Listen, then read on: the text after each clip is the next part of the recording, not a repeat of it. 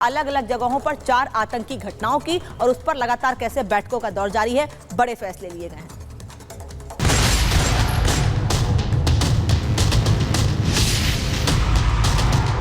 जम्मू संभाग में पिछले एक हफ्ते में हुई 4 आतंक से जुड़ी घटनाओं के बाद सुरक्षा बढ़ा दी गई है।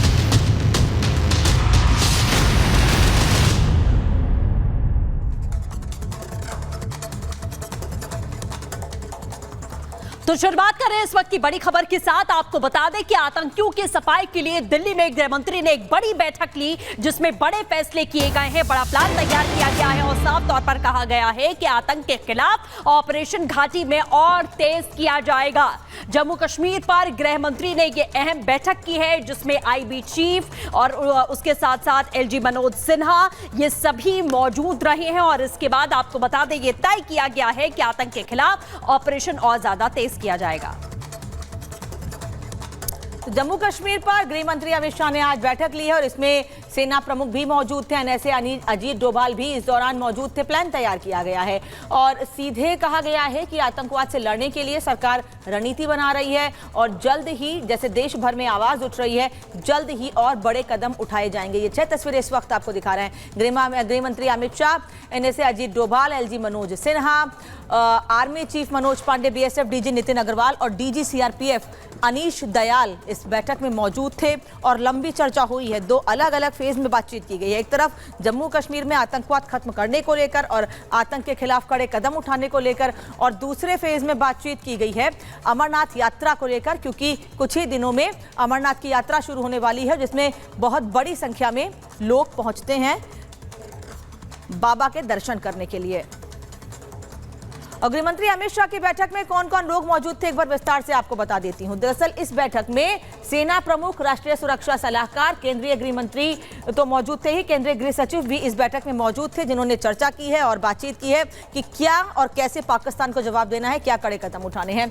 आईबी निदेशक इसमें मौजूद थे, रॉ चीफ भी इसमें मौजूद थे, केंद्रीय गृह सचिव मैंने पहले भी बताया आपको मौजूद थे ही, साथ ही साथ उपराज्यपाल जम्मू कश्मीर के मनोज सिन्हा इसमें मौजूद थे, आईबी निदेशक थे, सीआरपीएफ के डायरेक्टर जनरल भी इस बैठक में मौजूद थे, साथ ही डीजीपी जम्मू कश्मीर भी इसमें मौजूद थे। इस बैठक में हम लगातार आपको बता रहे हैं कि खुद प्रधानमंत्री भी इसके पहले बैठक ले चुके हैं और ये कड़े निर्देश दे चुके हैं कि कैसे आतंकवाद से निपटने के लिए फ्री हैंड दिया है सेना को भी, और किस तरह से इस पर और कदम उठाए जाए, इसके लिए सेना पूरी तरह से फ्री है।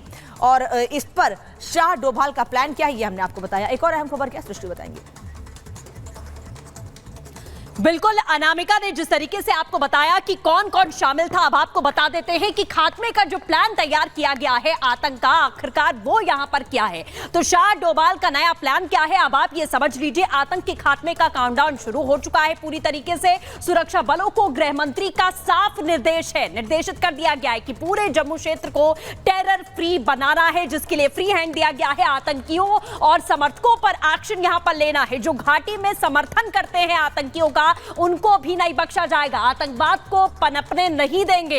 गृह मंत्री ने यह साफ कर दिया है कि आतंक का समर्थन करने वालों का भी सफाया यहां सुनिश्चित किया जाना चाहिए। तो यह नया प्लान तैयार किया गया है। पिछले कुछ दिनों में घाटी में अशांति फैलाने की जो कोशिश है वो आतंकियों के द्वारा की गई, लेकिन अब खात्मे का काउंटडाउन यहां पर शुरू हो चुका है। अगली खबर के लिए रुक करते हैं अनामिका का। गृहमंत्री ने साफ कह दिया कि आतंकवाद को पनपने नहीं देंगे और सरकार इसके पहले भी कड़े कदम उठाती रही है आतंकवाद के खिलाफ। गुरसिमरन और दीपेश इस वक्त हमारे साथ जुड़े हैं, दोनों का रुख करेंगे। गुरसिमरन, पहले आपके पास आऊंगी। आज एक बड़ी बैठक हुई और इसके पहले भी बैठकें लगातार होती रही और साफ कहा है गृहमंत्री ने कि आतंकवाद को जड़ से खत्म करेंगे, पनपने नहीं देंगे। क्या कदम उठाए जा रहे हैं जम्मू कश्मीर में इस वक्त इसको लेकर? देखिए, आज की जो बैठक हुई है उसमें गृह मंत्री ने रणनीति में बदलाव के साथ साथ कुछ हिदायतें भी जारी की गई हैं। जम्मू कश्मीर पुलिस को जहां अपना ह्यूमन इंटेलिजेंस स्ट्रॉन्ग करने की हिदायत दी गई है, जो पिछले 1 साल से लगभग कोलैप्स कर गया है जम्मू संभाग की बात की जाए।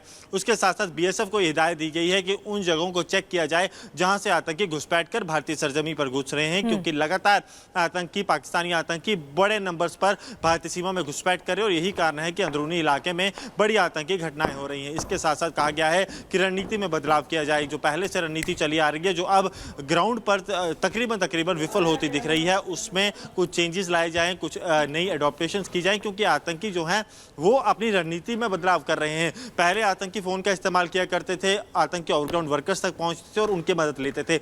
अब आतंकियों ने फ़ोन का इस्तेमाल और ओवरग्राउंड वर्कर्स की मदद लेना तकरीबन बंद कर दिया है। यानी कि अब जब तक hardcore intelligence Jammu Kashmir police या सुरक्षा एजेंसियों के पास मौजूद नहीं होगी, कोई भी सफल ऑपरेशन नहीं निकल सकता, और ऐसा ऑन ग्राउंड पे हो रहा है। और इसी में बदलाव के लिए गृह मंत्री ने हिदायतें दी हैं। इसके साथ साथ ये भी बात कही गई है, क्योंकि अमरनाथ यात्रा आने वाली है, अमरनाथ यात्रा को लेकर तैयारी पूरी की जाए, और ना सिर्फ जो पूरा जोर है वो अमरनाथ यात्रा पर रखा जाए, बल्कि अमरनाथ यात्रा के साथ साथ जम्मू कश्मीर में तकरीबन 2 दर्जन के करीब और यात्राएं भी चलती हैं, उनकी सुरक्षा। बिल्कुल गुरसिमरन, अमरनाथ यात्रा को लेकर भी ये अहम बैठक सीधे तौर पर की गई कि नजर उस पर भी आतंकियों की है, जिसमें किस तरीके से निपटना है। बैठक में साफ तौर पर प्लान तैयार किया गया।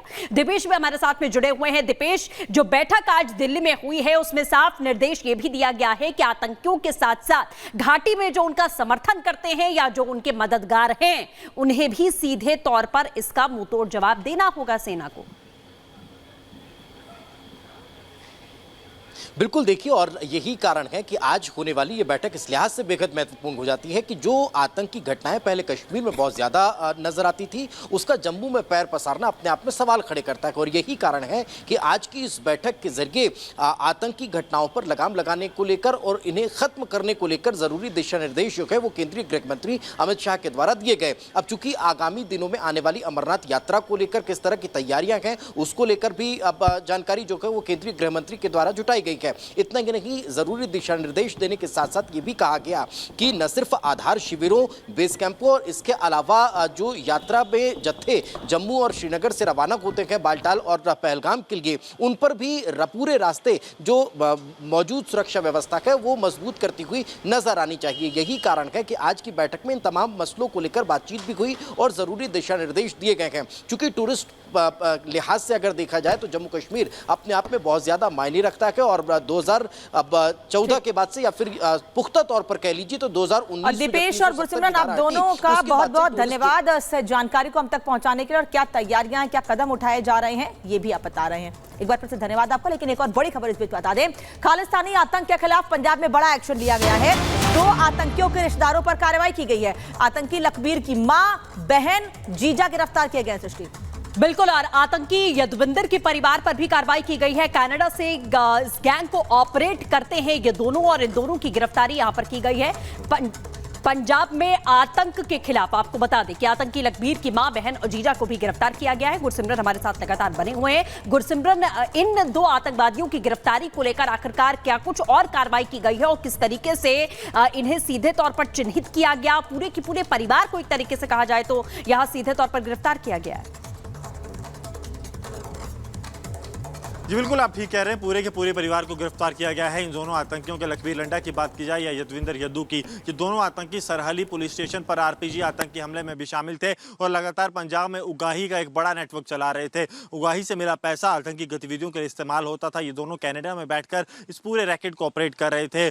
कमिश्नर ऑफ पुलिस जालंधर स्वपन शर्मा की टीम ने जो है इन 6 लोगों को गिरफ्तार किया है, जिसमें कि आतंकी लखबीर सिंह लंडा की माँ, उसकी बहन और उसका जीजा शामिल हैं। वहीं आतंकी यदवीर यद्दू की माँ, बाप और बहन शामिल हैं। इनको अब गिरफ्तार कर लिया गया है। कोर्ट में अब इन्हें पेश किया जाएगा, जहां से इनकी रिमांड ली जाएगी। आपको बता दें कि एक पूरा जो उगाही का नेटवर्क चलता था, उसमें ये परिवार के लोग ना सिर्फ गैंगस्टर्स को शरण देते थे, बल्कि पूरे इस ऑपरेटर, जो पूरा एक नेटवर्क चलता था, उसके ऑपरेटर के तौर पर काम कर रहे थे।